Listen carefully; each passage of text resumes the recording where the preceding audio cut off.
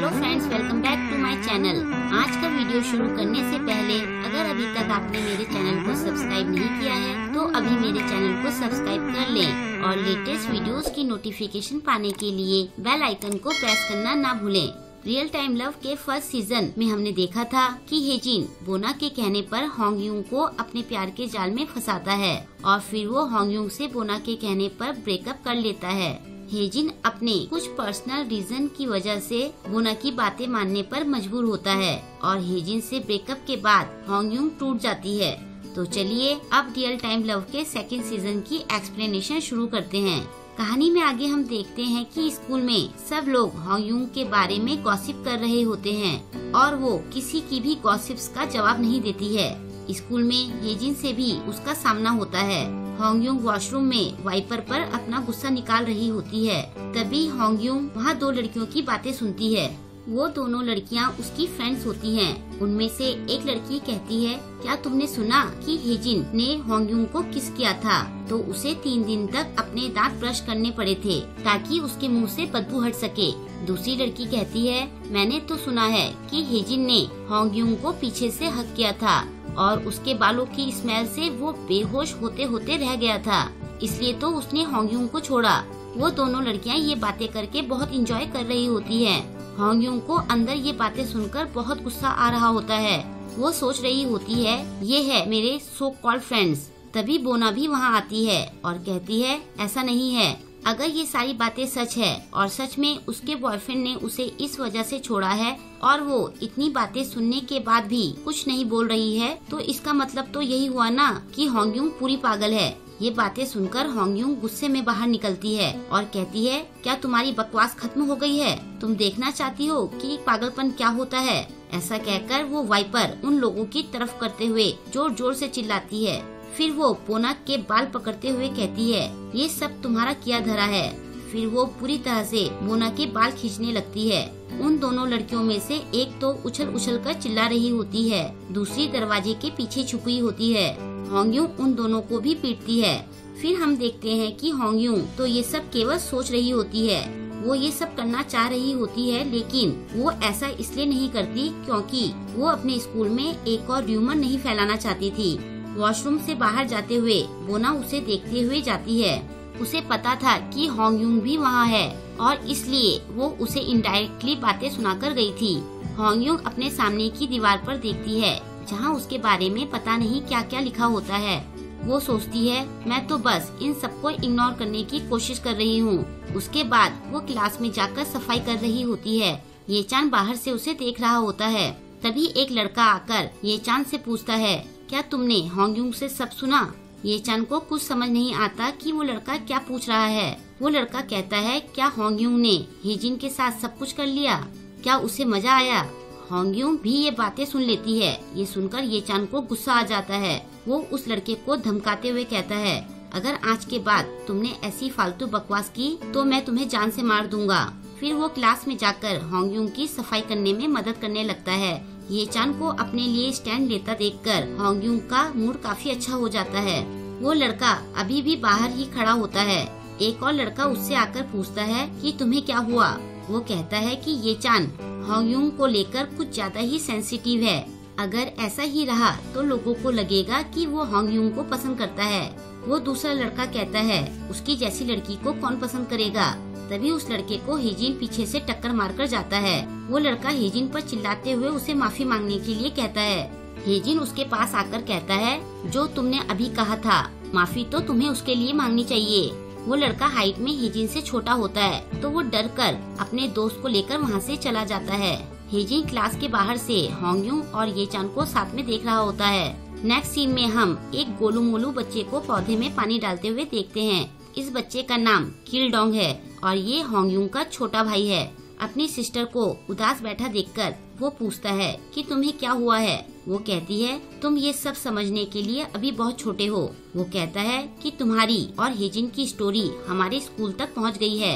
वैसे भी वो मुझे पसंद नहीं था। वो कहती है कि मम्मी पापा को ये बात मत बताना, मैं नहीं चाहती कि उन्हें ये बात पता चले।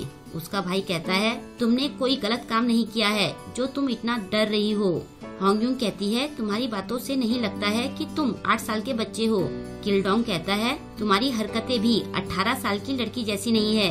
फिर वो कहता है ऐसे चुपचाप मत बैठो वरना लोग बातें बनाते ही रहेंगे। वो पूछती है तो फिर मैं क्या करूँ? किल्डोंग कहता है क्या इस सवाल का जवाब एक 8 साल का बच्चा दे सकता है? वो कहती है तुम्हारी बातों से तो लगता है कि तुम्हें जवाब पता है। वो कहता है अगर कोई मेरे बारे में ये बात फैला दे कि मैं एक शिकायती बच्चा हूँ और अपना बिस्तर गीला करता हूँ तो मैं इन बातों का जवाब जरूर दूंगा। मैं शिकायती जरूर हूँ लेकिन मैं बिस्तर गीला नहीं करता हूँ। वो कहती है तो मतलब मैं सच को मानूं और झूठ को सबके सामने मना करूँ। फिर वो सोचती है ये क्या हो रहा है, क्या मैंने अभी सच में एक 8 साल के बच्चे से लेसन सीखा? फिर वो वहाँ से चली जाती है। किल्डोंग कहता है बताओ इसने तो मुझे थैंक्स तक नहीं कहा। फिर होंगयूंग अपने रूम में कुछ तैयारी कर रही होती है। ये चान उसके लिए स्नैक्स लेकर आता है लेकिन वो खाने से मना कर देती है। वो उसको चेक करते हुए कहता है तुम्हारी तबीयत तो ठीक है ना, तुम बीमार तो नहीं हो ना? वो उससे पूछती है र्यूमर को इंग्लिश में क्या कहते हैं? मैं कुछ करने की सोच रही हूँ, अगर मैं इंग्लिश यूज करूँगी तो मैं ज्यादा स्मार्ट दिखूंगी। उसकी ये बातें सुनकर ये चान को कुछ समझ नहीं आता कि वो क्या जवाब दे। वो कहता है तुम पूरी पागल हो। वो पूछता है जो तुमने हाथ में पेन पकड़ा है उसे इंग्लिश में क्या कहते हैं? वो बड़ी स्टाइल से कहती है इसे पेन कहते हैं। फिर वो उसके मोबाइल की तरफ इशारा करते हुए कहता है इस मोबाइल को इंग्लिश में क्या कहते हैं? वो कहती है इसे मोबाइल कहते हैं। वो फिर कहता है और र्यूमर को इंग्लिश में क्या कहते हैं? वो कहती है इसी में तो मैं अटकी हुई हूँ। वो हंसते हुए कहती है क्या तुम्हें भी ये नहीं पता है? ये चान कहता है मैं शर्त लगा कर कह सकता हूँ कि केवल तुम्हें ही ये पता नहीं होगा। फिर वो चिल्लाते हुए कहता है बेवकूफ कहीं की, र्यूमर इंग्लिश का ही वर्ड है। ये कैसी बेवकूफ लड़की है, तुम 18 साल की हो गई हो और तुम्हें इतना भी नहीं पता है। वो कहती है मैं अभी सीख रही हूँ। फिर ये चान उसका मजाक बनाते हुए वहाँ से चला जाता है। थोड़ी देर बाद होंगयूंग इंस्टाग्राम पर लाइव जाती है। उसके स्कूल के बच्चे और उसके क्लासमेट्स उसका लाइव वीडियो देख रहे होते हैं। बोना भी सुबह वाली दोनों लड़कियों के साथ होंगयूंग का वीडियो देखती है। हेजिन भी होंगयूंग के लाइव वीडियो का नोटिफिकेशन देखकर चौंक जाता है। होंगयूंग सबको हाई करती है और कहती है कि आजकल मेरे बारे में बहुत सारी अफवाहें उड़ी हुई हैं, वो सब गलत हैं और मैं आज यहाँ सबके सवालों के जवाब देने आई हूँ। तो जिसे जिसे जो भी सवाल पूछने हैं वो पूछ सकता है। कोई पूछता है क्या हेजिन तुम्हारे साथ फेक रिलेशनशिप में था? वो कहती है हाँ, एक लड़की है जो मुझसे बहुत चिढ़ती है, उसने उसे ऐसा करने के लिए मजबूर किया, उसके कहने पर ही उसने मुझे धोखा दिया। एक और यूजर पूछता है क्या तुम्हारा ब्रेकअप इसलिए हुआ क्योंकि तुम्हारे मुंह और बालों से बदबू आती है? वो हंसते हुए कहती है मेरे हिसाब से जिसने भी ये बातें फैलाई हैं वो खुद इतना गंदा होगा। फिर वो सबको अपने प्रोडक्ट दिखाते हुए कहती है कि मैं ये माउथ वॉश और परफ्यूम रोज यूज करती हूँ तो बदबू आने का तो सवाल ही नहीं है। सुबह वाली दोनों लड़कियाँ ये सुनकर हंस रही होती है। तभी बोना भी एक क्वेश्चन पूछती है कि तुम लड़कों के पीछे पागल कब से हो? एक और यूजर पूछता है तुम इतनी सीधी क्यों हो? वो कहती है हाँ मैं सीधी हूँ, अकड़ू और घमंडी बनने से क्या फायदा? जो लोग अकड़ू और घमंडी होते हैं वो ही दूसरों को हर्ट करते हैं। दो लड़के आपस में बातें करते हुए उसकी बातों को सपोर्ट कर रहे होते हैं। वो कहती है जो लोग मुझे पसंद करते हैं उनके लिए मैं सीधी सादी लड़की बने रहना पसंद करूंगी। उसके बाद लोग उससे पूछने लगते हैं तुम अब किसे डेट करोगी? तुम्हारा 11वां बॉयफ्रेंड कौन होगा? वो कहती है मैं ऐसी लड़की नहीं हूँ जिससे हमेशा बॉयफ्रेंड की जरूरत हो, मुझे किसी की दया की जरूरत नहीं है। और ऐसे ही अपने इमोशंस में बहकर वो सबके सामने बोल देती है कि मेरा ऑलरेडी एक बॉयफ्रेंड है। और ये सुनकर सबसे ज्यादा शॉक में हेजिन आता है। ये बोलने के बाद होंगयूंग को ध्यान आता है कि ये मैंने क्या कह दिया। लोगों के लगातार आते सवालों को देखकर वो डर जाती है। फिर वो सबको कहती है कि अगर किसी को और कुछ पूछना है तो वो मुझे मैसेज करके पूछ सकता है। उसके बाद वो सबको गुड बाय कहकर लाइव वीडियो बंद कर देती है। नेक्स्ट डे क्लास में सब होंगयूंग के पिछले दिन के वीडियो के बारे में बात कर रहे होते हैं।